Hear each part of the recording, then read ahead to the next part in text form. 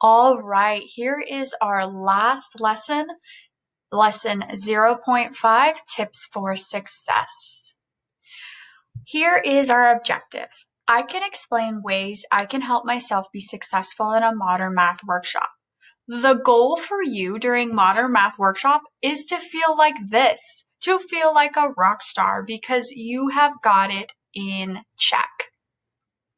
So here are the 5 ways that I'm going to talk about that you can be successful. Solving your own problems, using your class time wisely, if you're falling behind, talking to me, having a growth mindset, and keeping your materials organized. So first off is solving your own problems. So there are certain things that end up being an issue in the classroom that I don't really need to know about and that you are capable of taking care of as a 4th grader.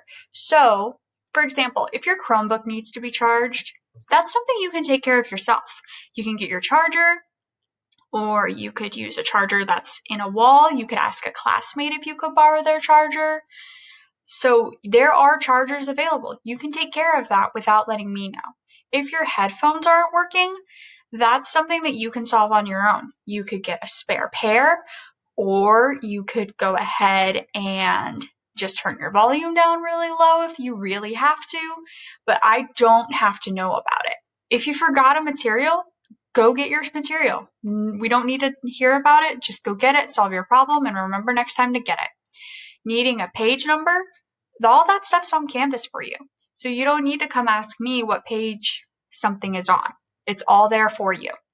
Also, if I spend all of our math workshop time answering questions that you guys can solve on your own, then I'm going to spend all my time doing that instead of helping you guys with math, and that's not a very good use of my time or your time. So by solving our own problems, we are able to respect everybody's time. Using our class time wisely. So it's really important that we get started immediately. That's why we have a do now. So when you come in, you have something to do right away. We only talk to classmates when we're directed to. So there are times when you will be talking to your classmates when you're working on certain assignments and doing other things. However, it's not social hour, so we need to remember that. It's also important that you stay in your space for a variety of reasons. However, in terms of math, it's important that you stay in your space so that you can be focused. Because if you're up wandering around the room, well, you're not getting much done. It's important that you work until the end of the workshop. So that's extremely important. I know that on a lot of days our workshop will be towards the end of the day, but I do not want you to worry or stress about not having enough time to pack up. I promise you will. So just work all the way until the end of the workshop, and I will make sure you have enough time. Taking short bathroom breaks. If you need to go to the bathroom, you don't need to be gone from the room any longer than like 3 minutes.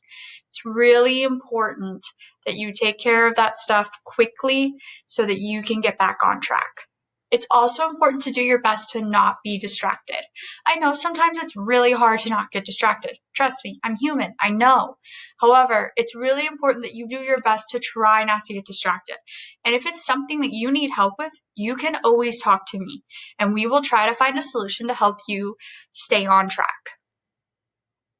All right, if you're falling behind, talk to me, okay? If you are 2 or more lessons behind pace, then you are considered to be behind. And I'm probably already going to know about it, but I still need you to approach me and say, hey, I'm not doing so hot in this category and getting this done, and I think it's this lesson that's tripping me up. Can you help me with it? You need to communicate with me. It's really important. Nobody's going to judge you for being behind. I'm not going to be mad at you. We just got to figure out a solution so that you can get back on track. Having a growth mindset. So the bottom line is it is okay if something is challenging. It's totally fine if something's challenging for you. As long as you're trying and doing your best, that's all that matters. Don't worry about if your classmates are a lesson ahead of you or a lesson behind you, whatever. Don't worry about that. You just worry about going at your own pace. That's why we're doing this. The last thing is to keep your materials organized. Use your folder. That folder that we're using is there for a reason, okay? You're also going to use the brads in your folder to keep your papers organized. It's very important. You're also going to go in order in your math log. So many times I have asked students, hey, show me where you solved the work in here. And they've closed their math log and they have no idea where they did the work because they wrote on a random page. That doesn't help anybody. So it's important that you go in order in your math log. It will save us all a big headache. So if you look over here, here's an example of a folder that shows what your folder will look like. So on the right-hand pocket, you'll have your current due now assignment and your game board, your checklist, all that stuff. That'll be all right there so that you know what you're working on. And the current chapter's guided notes will be in order in the BRATS. So we'll put them all in there at the beginning of the chapter, and they do not come out for any reason. They never, ever, ever come out unless they are finished. So the whole chapter's done, and then they go in the back of your folder on the left pocket, paper clipped, okay? And then your new ones will go into the BRATS. So they always stay in there. That way, whenever we need to refer to something, it's there.